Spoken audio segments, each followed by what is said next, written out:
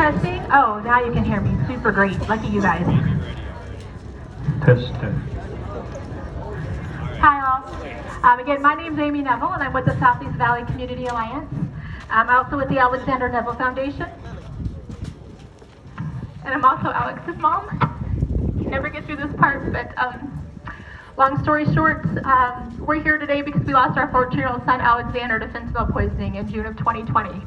And through that process, I've met these wonderful, amazing families here to my right that have also lost their teenage children to fentanyl poisoning over the last couple of years. So we're here to share a little bit with you about our experience in hopes that, you know, at least one of you will hear us and look out for each other and look out for yourself. So let's go ahead and just get started. Plunk family, you want to tell us a little bit about Zachariah? Hi, my name's Roy Plunk. This is my wife, Wendy. And our son, Zachariah Plunk, he died at 17 years old at 3 o'clock in the morning. Snapchat delivered the pill at 3 o'clock in the morning, which we were asleep. And about 5:30 that morning, we got a knock on the door of the deck. Zach was outside, and he passed away. It was devastating, as you guys would know if you lose a child. We've been going through this now for 3 years. And Zach was a good kid, done real well, had a lot of friends. Too many friends, I guess sometimes you could say. Everybody loved him, and he wanted to be that special person to all his friends. But it devastated our lives. So that's why we're here today, to warn people about fentanyl, because it only took one pill that killed him. And there was enough in there to kill 5 people, so he didn't even have a chance by the time the ambulance got to the house. And I got to go down to the hospital and grieve my dead son along with his brother. He had a brother, Joseph. So beware of what's going on around you. I know a lot of people don't like people to say this. If you're going to do any kind of drugs that involves something like that, never do it alone. And spread that word around if they have to. Never do it alone, because you have nobody to help you if you're alone. Thank you, Roy. Thank you, Wendy. This is Angie. You can introduce yourself to us. Hi everybody, I'm Angie Christophersen. My son is Tristain Christophersen, and he was 16 years old when he passed away in June of 2021. He took half of a Percocet pill and had no Percocet in his system. It was just fentanyl. We got him to the hospital, but it was too late. He had severe hypoxic brain injury and was in the hospital for about 30 days before we had to make the decision to let him go.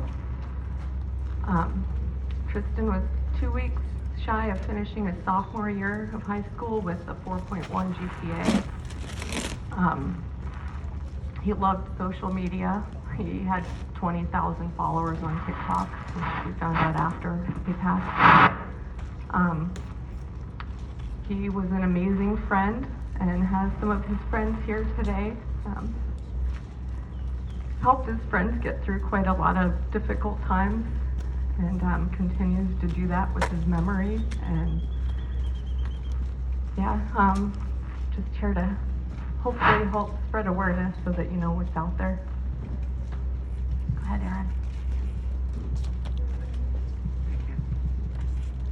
Hi, I'm Aaron Neville. I'm actually Alexander Neville's father, and as she mentioned, we lost Alexander to fentanyl. He thought he was taking a Percocet that he bought from somebody on social media, on Snapchat actually. And very much like a lot of these stories you're going to hear or have heard already, we found him the next morning on the floor of his room, and life has never been the same. He was just a teenager, typical teenager, 13 years old, 14 years old, just barely 14 years old at that point. And he, was skating, he was, doing all those things that kids do. And this was sort of out of left field. We had been aware of some of the things that he'd been trying, in terms of cannabis use and some other things, with the stupid stuff. But, you never expect that any of this stupid stuff is you're gonna lose that person. And we did. And that's the insidiousness of fentanyl, is that it just shows up everywhere now. And there's no time for stupid stuff. Can you tell us a little bit about, you've probably heard us say fentanyl poisoning. Can you tell us a little bit about the difference between a poisoning versus an overdose? So we refer to Alexander's loss as a fentanyl poisoning because when he took the pill that he took, he wasn't expecting to take fentanyl at all. He thought he was taking something like Percocet or I think he might have tried some Xanax too at some point. And there was nothing in the label, or whatever you call it, that says this contains fentanyl and it could kill you. Nobody ever said anything like that to him. And when it's kind of like when you go to a friend's house and you're not supposed to eat the chocolate cake, but because it's bad for you, it got sugar and all that fat. But you take it and you go ahead and eat it. You don't expect it to kill you. You don't expect your friend to poison you. So when we look at kids, especially kids, because kids unfortunately tend to not know this stuff, and even the adults for a long time didn't know any of this stuff. We didn't know fentanyl was happening. And then especially somebody who's brand new to the drug scene, who's never tried anything, they pick this thing up and they take it and it kills them. And it's not an accidental overdose where somebody said, Alex didn't say I'm taking lots of fentanyl and I'm gonna see what happens. No, he didn't know he was taking it at all. It was a poisoning. So Angie, were there any signs of Tristan's use before he passed away? Yeah, Tristan had smoked pot and drank and did some other pills and things for a few years. We had a lot of talk with him about addiction, just the dangers of addiction and what could happen. We had no idea about fentanyl. We didn't know that it was in other things, being disguised as other things. The pill that he got, he thought was a Percocet, but there was no Percocet in his system when he was at the hospital. There was only fentanyl. He didn't even have any weed in his system. And half of the pill was left on his desk, so he only took half of the pill, and that was enough to kill him. And the Plunk family, your situation is unique in that you were trying to get Zachariah into treatment. What happened in that process? Yeah, I started doing a little bit of marijuana, and I guess he was experimenting with pills. Zach had an injury his freshman year in high school, and he also had a traumatic experience in high school. And he had been going to counseling for 3.5 years. He never got any kind of medication from the therapist. He did it all on his own. And I think when COVID hit, he was doing a little bit of marijuana, and we didn't agree with it, but, so 2020 when COVID hit, he couldn't go to his counseling and he was isolated, and he started reaching out. I think that's when he got hooked onto on pills to self-medicate what was going on with his life, what happened to him in high school. So You want to tell us a little bit about your experience with trying to get him into treatment? The treatment, the only treatment that they would actually say, well, we could put him in jail or juvenile hall, keep him locked up until he's 18, because he was 17.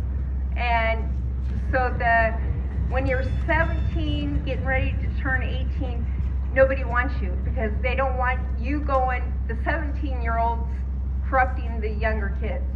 And then the adults, they wouldn't let him in because he was still a minor. So they said, wait until he turns 18 and then we can get him into the right treatment. Well, he died 9 days before his 18th birthday, so that didn't work. One of the things we need to understand, especially, am I on?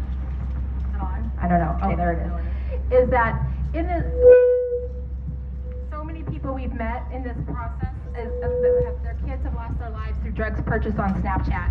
And so I want to know from you guys, what would you like to see change in the social media space? Go ahead, Roy. Got an answer for me? Well, there's lawsuits out right now for some of the social medias. I know we're in on one for Snapchat, for, you know, how Snapchat works. A lot of stuff disappears on there after kids talk and do things. And we don't think that's right, hiding stuff from your parents. Parents aren't even able to look at the kid's phone and tell what's going on. So for us, social media is good. You know, there's a lot of things kids learn good on there. A lot of things that adults learn that's good on there, but we got to learn to figure out the good from the bad and try to weigh it and throw the bad stuff out.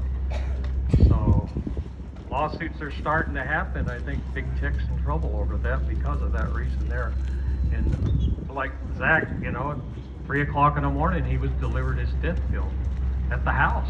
It doesn't matter where you live. It can follow you anywhere.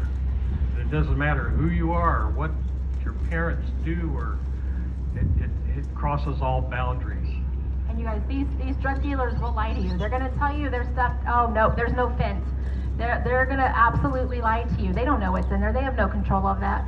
Everything out in that you can buy through these spaces these days is counterfeit, and you need to treat it as deadly. I mean, that's the bottom line there. And these companies, specifically Snapchat, they have the means in which to make it safe for you, but when they turn up those dials to make it safer, they lose profitability. So at this point, you guys are a dollar sign to them. We all think of Snapchat as this product that we put on our phone, right? But the reality is, you are the product. As soon as you put that on your phone and you start using that app, you are the product being sold to all day long. Why do you think they have Snap Streaks? To bring you back, to sell you to the advertisers. So if like the drugs doesn't make you mad, or this extortion stuff doesn't make you mad, at least get mad that you don't get your paycheck from them at the end of the day, because they make billions of dollars off of you guys showing up to their space every single day. Do you guys have anything you want to add about social media? Well, I have something I'd like to add about people that are dying on this drug every day. I've heard it say it's like 300 people just in the United States. That's like an airliner going down and crashing every day. That many people are dying. Every 7 minutes, somebody dies from fentanyl. It's out of control. It's worse than the wars, the Vietnam War. Yeah. If you think about how long we've been here today, who's quick at math? Who can tell us how long we've been here today? Divide that by 7. That's how many people have died from fentanyl the time that we've been in this space today. I should have did that math. That would have been smart. Smart thing to do. That's okay. So what do you think needs to change in society for each of you? What do you think needs to change in society? Well, I think the laws, that's the main thing. Government's got to take control of this. We can't do it. We're just people. We're under the control of the government. But we're out here now. That's what we're doing. What little we can do. We can save a few lives. It's worth it. But the government's got to get involved with this. The laws got to change quick. We can't have this 300 people dying a day in the United States of America. That's too much. Yeah, I think drug dealers need to be held accountable. Somebody dies from drugs that they took from them, then they should be serving jail time at a minimum. We have to live the rest of our lives without our children, so they should have some sort of punishment for that.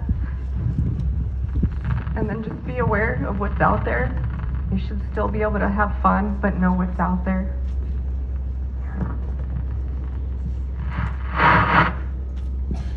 I tend to think that the best thing we can do is be aware, continue to share this information with each other. You know, you youth advocates, you're the seed, you know, for fixing this epidemic, I would say. So I appreciate you being here. Awareness is the biggest thing. I think we need to just get through this that way, because prohibition has worked and it hasn't worked, and you can debate how to do prohibition, you can debate how to do harm reduction, but ultimately you can't debate how to teach people to make better decisions. And we need to work on that. We need to debate, we need to really make better decisions and, you know, take away the demand, basically. Thank you. So, you know, our call to action for you guys is we need you. We need your voice. You have so much power in what happens with these social media companies, how these laws get shaped going forward.